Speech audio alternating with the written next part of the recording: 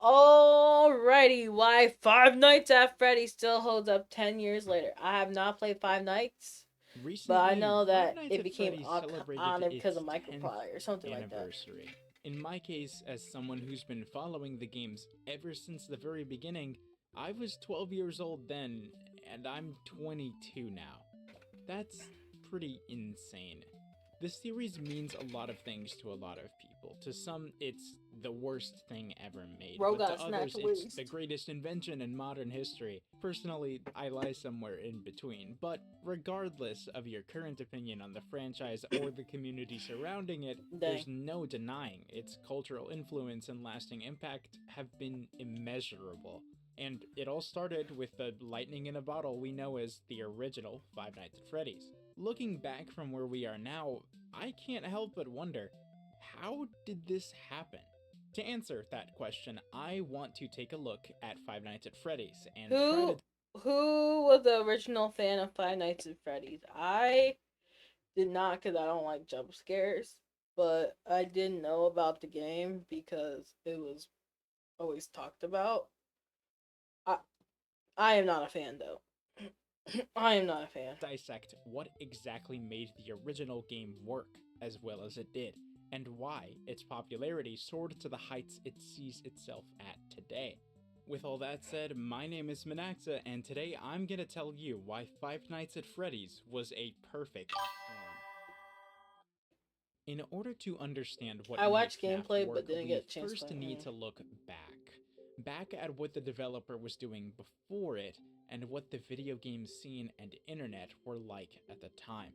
By this point, you've certainly heard the story a million times. Scott Cawthon, struggling indie developer, spent years releasing title after title to mixed success. He was a genuinely amazing artist and was capable of making some That games was that his were art. That's actually crazy. pretty fun, but unfortunately, none of them clicked Dang, he was making a lot at a time. Like, bro kept putting a lot of work into his with games. a larger audience. Upon submitting one of his games, Chipper and Sons Lumberco, to be greenlit on Steam, he was met with many harsh criticisms, claiming that the stiff animation and 3D models of his characters made them come off as unintentionally creepy, robotic, and unappealing. This is a trailer for Chipper and Sons Lumber Company on Steam Greenlight. You may notice the dead, terrifying, soulless eyes of the background characters. That's a signature of Chip and whatever the fuck it was called, Chipper and Sons. It's just all over the fucking place, and that thing Oh looks my like it's gosh, gonna this man kill has your a mouth. children. He could have easily let this game be the nail in the coffin, ending his career as a game dev right there. In fact, he heavily considered it, as he was extremely depressed following the negative reception to the game. But he didn't let it destroy him completely. At rock bottom, he could only go up. And eventually, he was inspired by that criticism that likened his characters to robots. And as you all know, this was the catalyst for Five Nights at Freddy's. Outside of Imagine if someone insulting your game to the point where it inspired you to be like, you know what? How about we go that route then? And you're like, bro, I'm cooked. You just go from like, ha ha, I made fun of you to, bro, I'm cooked. Like, bro, I can't believe I just made this man Scott's successful. personal situation, we also need to take a peek at what horror games were like before the release of Five Nights at Freddy's. Some of the most notable horror games of the era were Slender, Outlast, Amnesia, just to name a few. These games are all great in their own right, but they all have one thing in common. You either directly fight the thing that's scary, or you run away from the thing that's scary. There's nothing wrong with this, but part of why I think FNAF was so immediately appealing is because it kind of throws that formula out of the window. On top of that, the game boasted a low price tag, could run on pretty much anything, and had a simple and intuitive gameplay loop. I personally believe its release was also very well timed with what I'd call the golden age of commentary based gaming. Oh, that's what they mean, the commentary base. Yeah. I like how they never put in Corey Kenshin. Like, it's always Markiplier, Jacksepticeye. I don't even know who all these other people. I never see Corey Kenshin as one of these people. He was pretty big. Content on YouTube, with millions of people eventually being exposed to the game through Markiplier alone, myself included.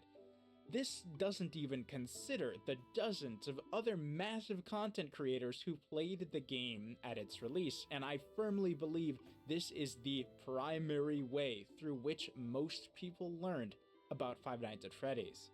After that, it was word of mouth amongst people who had watched others play it, Skype groups, at school, on internet forums. The game spread fast. But as we all know, even if a game goes viral overnight, that's not necessarily indicative of how good the game is. The real judge of its quality is, of course, gonna be the game itself. Five Nights at Freddy's. The title on its own sets up the basic premise. You're gonna spend 7 nights at Yippee! some place named Freddy's, and this place involves animatronic mascots. Cool. Combine I just realized it's called Five Nights at Freddy's, but you have to spend 7 days there. That's crazy.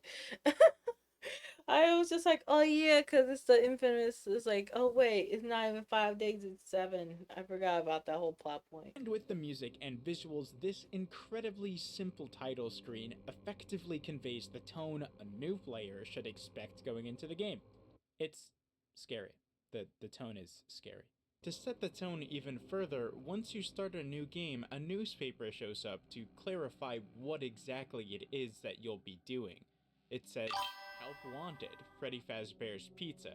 Family pizzeria looking for a security guard to work the night shift, 12 a.m. to 6 a.m. Monitor cameras, ensure safety of equipment and animatronic characters. Not responsible for injury or dismemberment. $120 a week. Oh boy. Mm. Now that the I didn't watch expectations the are movie. set, Oh, I we could can have go watched the movie into for free. night I didn't watch it 1. though. The first night acts as the tutorial of sorts, with the phone guy we all know and love offering a bit of advice in the form Phone of a guy. pre-recorded message. I could sit here and talk for a while about how well put together the writing of these phone calls are from We a love horror phone and game guy. design perspective, but I don't think it's necessary.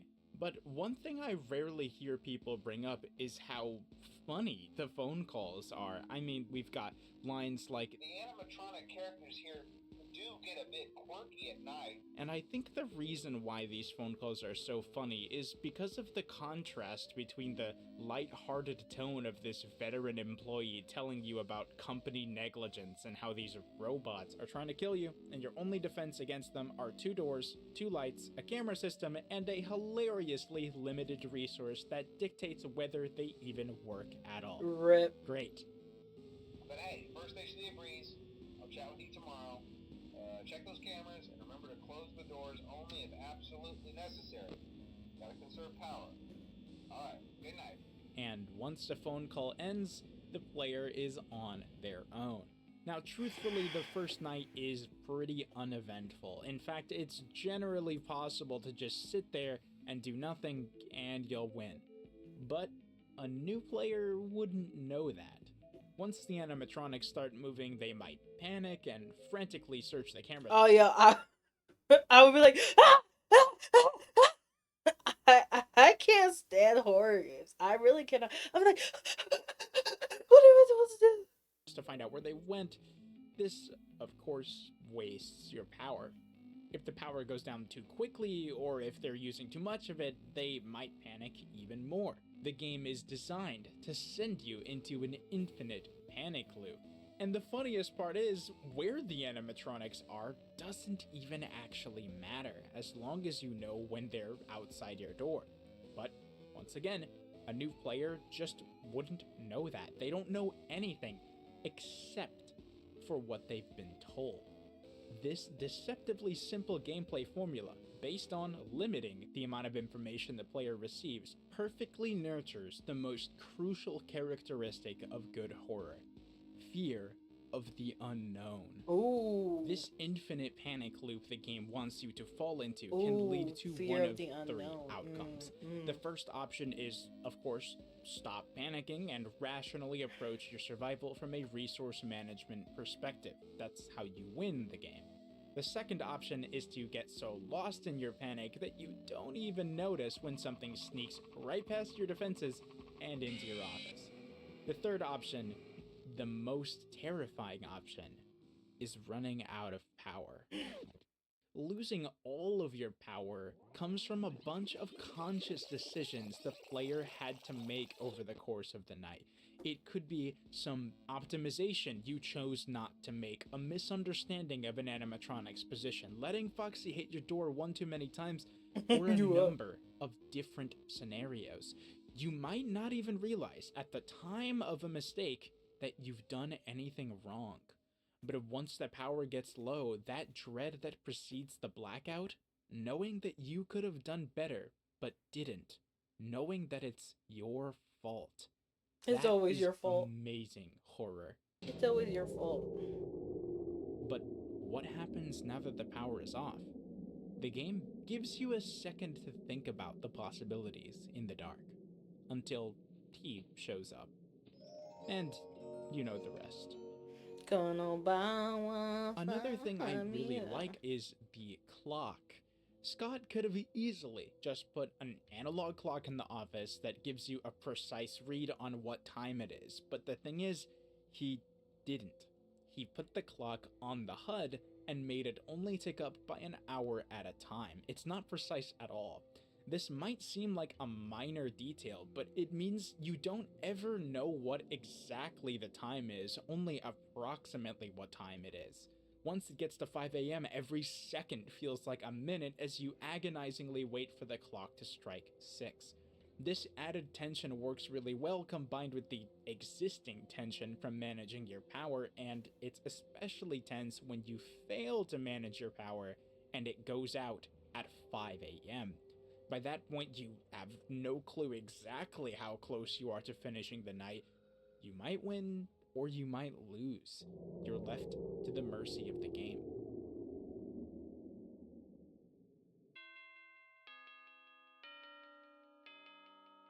Why that sound like a school bell? Like the what's it called? Like high school bell? Like bum bum bum bum bum bum ba bum bum. I don't know why I started thinking about bum bum ba bum bum bum bum ba bum bum bum bum ba bum bum bum. Okay.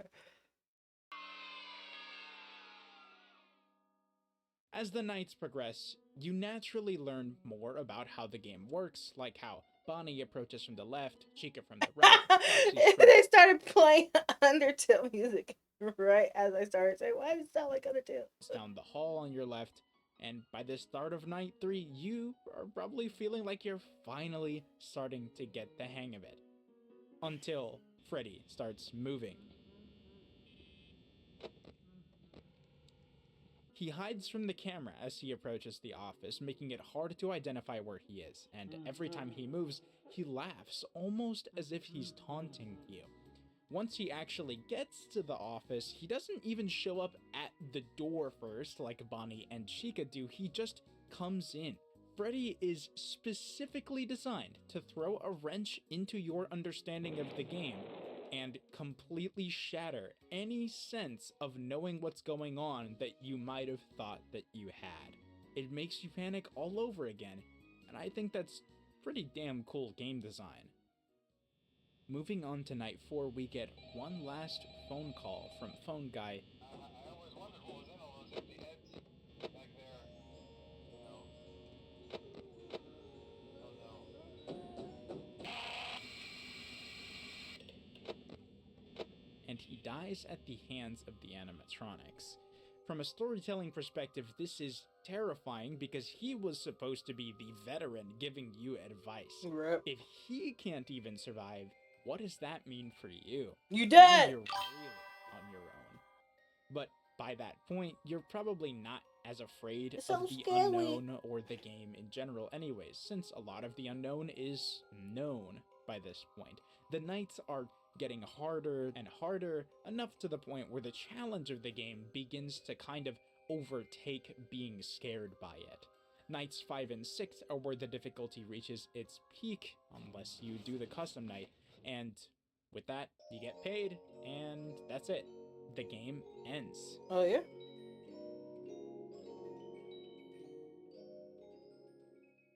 Of course, as scary as the gameplay may be designed to be, none of that would matter if the atmosphere was underwhelming.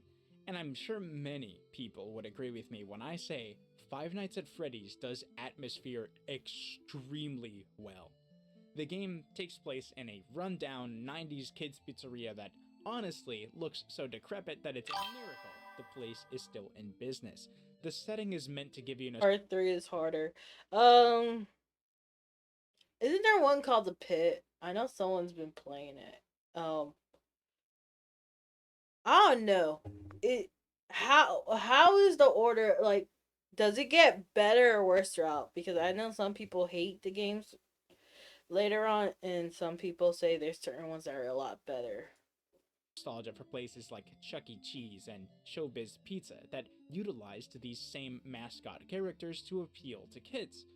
I think turning a place that's meant for children into a horror game setting really creates this contrast between expectation and reality that amplifies how off everything feels. And that might sound like a really dumb and tired thing to say right now, but you gotta remember, Five Nights at Freddy's kind of pioneered this, and many games since have followed in the wake to varying degrees of success trying to replicate this atmosphere, which just goes to show how well it worked. I also want to dedicate a brief moment to discuss the animatronic designs. It's easy to forget about the original characters with how many dozens upon dozens there are in the franchise now, but these original designs, they're simple, they have distinguishable silhouettes, unique colors and features per character. It's genuinely impressive how good they are when you take a second to dwell on them. Moving on to the sound design, I mean, I don't even have to say how good the sound design is, just listen. You all know it, you've all heard it, this is the FNAF 1 ambience, and it's peak. But honestly, that isn't what I like most about the sound design. What I really like is all the little things you hear, like Foxy humming, the sound of the carousel, Chica banging pots in the kitchen, the buzzing of the desk fan across from you, the miscellaneous sounds are what really sell the atmosphere. Most of these sounds seldom mean anything, they're purely superficial. But once again, a new player doesn't know that. In an environment this tense and unnerving, any little sound you hear will make you question if something's about to happen or if you might have done something wrong. Obviously, there's no way I can mention the sound design without talking about the jump scare and the Toreador March. Oh, not this Both part. of these I are hate jump so scares. unbelievably iconic, they are probably Chat, do you guys love jump scares? Because I hate jump scares. That's just part of the reason I can't stand horror games, especially stuff like this game. I hate them. the sounds most universally associated with Five Nights at Freddy's as a whole. With regards to the Toreador March, Scott could have just made it so that Freddy just jumps out at you after the power goes out. In fact, that's probably what the average player expects going into their first blackout. 50 But 50. instead, he took it an extra step up and made Freddy walk up to your door and start playing a happy sounding music box song. Once again, we have that contrast I talked about earlier, juxtaposing joyful music with a creepy, off putting atmosphere and the obvious sense of looming death is how you make something feel scary. It builds tension, resulting in an experience that's way better or worse than if Freddy were to just straight up jump scare you. I don't think there's much to say about the jump scare noise itself, though I find it very funny that such a non robotic scream could come from an animatronic. Though, all things considered, that really shouldn't be all that surprising. By this point, I think I've made a pretty clear cut case as to why Five Nights at Freddy's worked so well. It's simply a genuinely well designed piece of horror. But a game being well put together isn't all that it needs to blow up and maintain its popularity after the fact. I won't deny that the game being good is a crucial factor, of course it is, but what you really need is some kind of unique charm that it brings to the table that nothing else has. Something that has people dying for more. For Five Nights at Freddy's, that was the lore. Throughout the game, there are many secrets and Easter eggs alluding to a case of 5 missing children. Naturally, this being a kids' restaurant, the idea of 5 kids going missing is pretty upsetting, but also intriguing. Between the secret posters, Phone Guy's mention of a bite of 87, random text that says, "It's me," and a rare secret fifth character, the stage was set for a story that was, for better or for worse, much deeper than we could have ever imagined at the time. The real reason why Five Nights at Freddy's took off was the speed at which Scott was able to produce more games and in turn Dang, deliver he really more made a on lot the of games. story he hooked people with. He made games so fast, it didn't even have time to die, which is a genuinely extremely impressive feat many have tried and failed to reproduce. Every time a new game was in the works, he'd release teasers on his website, keeping the hype alive and uniting the community in efforts to make new theories about what they might mean. The phenomenon was so awesome that I already have a whole video talking about it. Every time a new game came out, people were eager to confirm or deny theories. Matt Pat was really on that theory and a lot boat, of the though. time, our understanding would be completely It's not just a theory, a game theory. Yo, everyone's so sad about Matt Pat. It's so funny because people were like, "Yo, Matt Pat, when is he ever going?" They're like, "I can't believe Matt Pat retiring." I think some joke about him running Senate now is just like, bro, everyone's all up on that Matt Pat. ended by a new release. And this still happens to this day. But he never satisfied them completely. After all, if we just knew the entire story of Five Nights at Freddy's, wouldn't that be kind of boring? Isn't it more fun to try and figure it out yourself? I remember when Five Nights at Freddy's was just one game. One game I played on my iPad at a restaurant. One game I talked to friends at school about when teasers for FNAF 2 started. One game I watched countless hours of Matt Pat and Freddy Grumpy Bear and Dawko theories on. One game that I've watched Markiplier play at least 5 times through. And now, look how far we've come. The community has managed to substantiate a dozen full games, multiple spin-offs, novels, an ongoing series of movie adaptations, and most importantly, thousands of fan projects, including games, music, fan art, fan fiction, entire short films, and infinitely more. None of this would have been possible without the community that was there to support the games when they came out, to uncover the secrets they were hiding, and explore everything they had to offer. None of it would have been possible without you and me. No matter how you feel about Five Nights at Freddy's, I think that's pretty goddamn cool.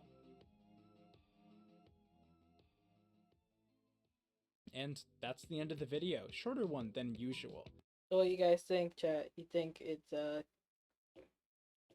true, false, just that to the first? What your guys' whole take on it? It is a joke someone made about Foxy when he runs in the hallway. He yell out, "Night guard, I'm going to kill you." But it's good. It's good. It's good. It's good. It's good. It's good. It's good. It's good. It's good. I don't really know too much about Five Nights at Freddy's. That's why I didn't really have much to say about this one in regards. But it's like maybe.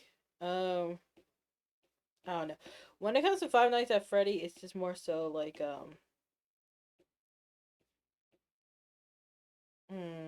what's a good way to put it?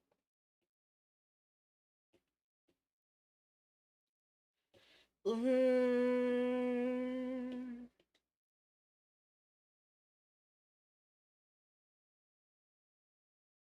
mm, yeah, I don't really know a better way to put it besides the fact that it's like it was a phenomenon that kept being spoken about. That's like the best way I could really say it. That's literally the only thing I could say about it. It was just like a phenomenon. Like during my era, back in my day, everyone's just like, "Yo, you guys know about the Map Pat? You guys know about the Map Pat?" And then Map Pat would be on about, did you know that Golden Freddy? Who is Golden Freddy? It was William F. Gaston or something like that. I was like, okay, I don't know any of this, but okay, I guess I'm invested in this lore for some reason. I, I don't know why, but I am. I don't know why I was, but I was listening, so that part was funny. I was just like, you know what, I shouldn't have even been invested, but sometimes I be invested in Lord. I should have no reason to be invested in, but what that part low key cracks me up. I'm like, why do I even care? I still do this to this very day. It's just like, who is Golden Freddy? I'm like, I don't know. I don't know who Golden Freddy is. Do I care? Not really. Am I gonna watch the video? Definitely. There's no reason behind the madness, but I still do it. So, yeah, with that being said, I hope you guys have a good one and let me know your thoughts down below. Bye.